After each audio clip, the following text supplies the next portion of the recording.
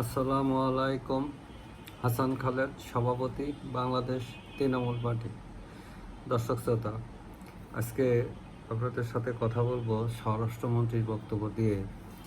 জুলাই স্মরণে তাদের এক অনুষ্ঠানে স্বরাষ্ট্রমন্ত্রী বলেছেন, আওয়ামী লীগ পতন হয়েছে, আওয়ামী লীগ পালিয়ে গেছে, আওয়ামী লীগ এদেশে আর রাজনীতি করতে পারবে না, দলটিকে বিচারের আওতায় আনার ব্যবস্থা তারা করতেছে, যেহেতু এটা সবাই দাবি করতেছে।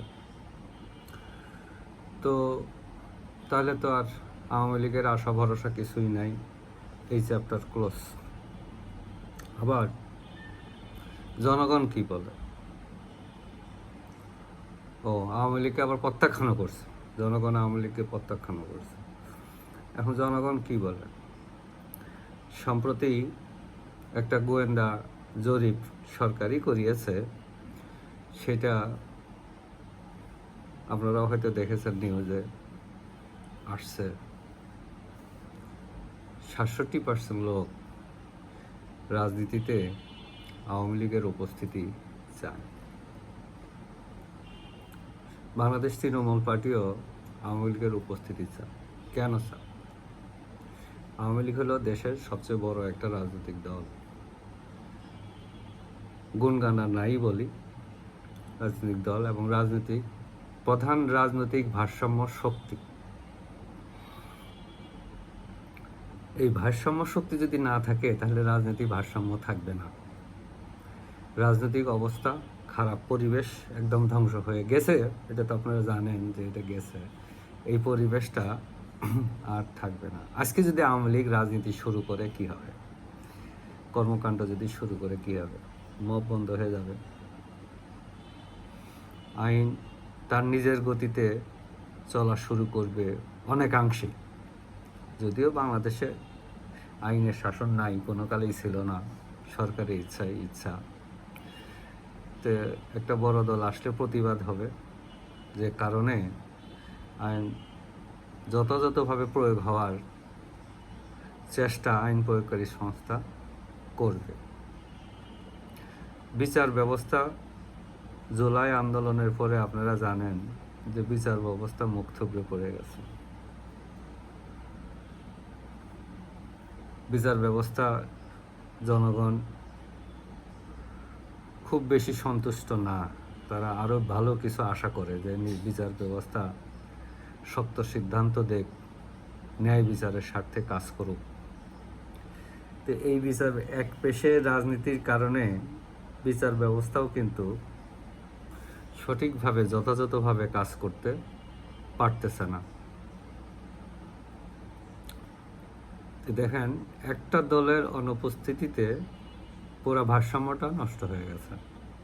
প্রকাশ্যে যে চাঁদাবাজিটা, সেটা বন্ধ হয়ে যাবে। পেশাজীবী যে নির্যাতনের শিকার হচ্ছে, সেটা বন্ধ হয়ে যাবে। অনিয়মগুলো বন্ধ হবে, অতিমাত্রায় কোনো অনিয়মই থাকবে না। মব তো একেবারেই বন্ধ হয়ে যাবে, আজকে শুরু হলে তাই। এই জন্য মানুষ আওয়ামী লীগকে ডিমান্ড করে। আর এটা এমন না যে আওয়ামী লীগ দলটা 3% 5% লোকের সমর্থিত দল। যদি নির্বাচন হইতো, 12ই ফেব্রুয়ারি নির্বাচনে আওয়ামী লীগ অংশগ্রহণ করতো, তাহলে হয়তো একটা রেটিং পাওয়া যেত। যদিও নির্বাচন এই হইতো, ঘোষণা দিয়েই তো নেওয়া হইতো, একটা ভালো নির্বাচনের জন্যই তো আমরা তত্ত্বাবধায়ক ব্যবস্থা দিকে গিয়েছিলাম। দুর্ভাগ্য, যাদের নেতৃত্বে তত্ত্বাবধায়ক ব্যবস্থা এসেছিল, তারাই পরবর্তী সময় তত্ত্বাবধায়ক ব্যবস্থা তুলে দিয়ে একটা সংকট সৃষ্টি করলো। তো কাজেই স্বরাষ্ট্রমন্ত্রী যে ভাষায় কথা বলতেছে, এই মনোভাব যদি থাকে, তাহলে রাজনৈতিক ভারসাম্য থাকবে না। তাহলে বিনিয়োগ কোথায়? তারা যে এত করতেছে, প্রধানমন্ত্রী বিনিয়োগের জন্য এত কিছু বলতেছে, তাহলে তো বিনিয়োগ আসবে না। এই যে প্রত্যেক দিন গাজীপুরে ফ্যাক্টরি বন্ধ হয়ে যাচ্ছে, এটা কিসের সংকেত? কেন বন্ধ হচ্ছে সেদিকে তো নজর দিতে পারতেছে না। সেদিকে নজর না দিয়ে কিভাবে দমন পীড়ন করা যাবে সেটি।